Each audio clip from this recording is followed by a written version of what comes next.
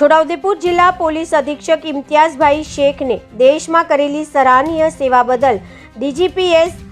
કોમેન્ડેશન પદકથી સન્માનિત કરવામાં આવ્યા। પોલીસ મહાનિર્દેશક અને મુખ્ય પોલીસ અધિકારી ગુજરાત રાજ્ય ગાંધીનગર દ્વારા શ્રી ઇમ્તિયાઝભાઈ શેખ આઈપીએસ પોલીસ અધિક્ષક છોટાઉદેપુરને સન 2024ના વર્ષમાં પોલીસ વિભાગની ફરજ દરમિયાન બજાવેલ ઉત્કૃષ્ટ કામગીરી અને સરાહનીય પોલીસ સેવા બદલ ડીજીપીએસ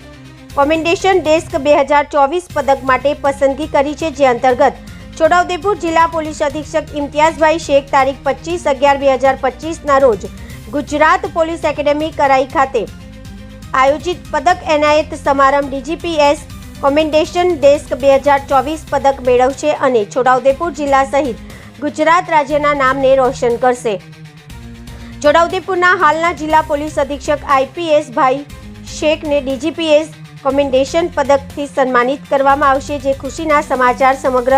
છોટાઉદેપુર જિલ્લામાં વહેતા થયા હોય અને પ્રજામાં આનંદ ફેલાયો હોય, જ્યારે છોટાઉદેપુર નગર સહિત જિલ્લાના આગેવાનો અને જિલ્લાની પ્રજાએ તથા જિલ્લા પોલીસ સ્ટાફ દ્વારા પોલીસ વડાને અભિનંદન પાઠવ્યા હતા।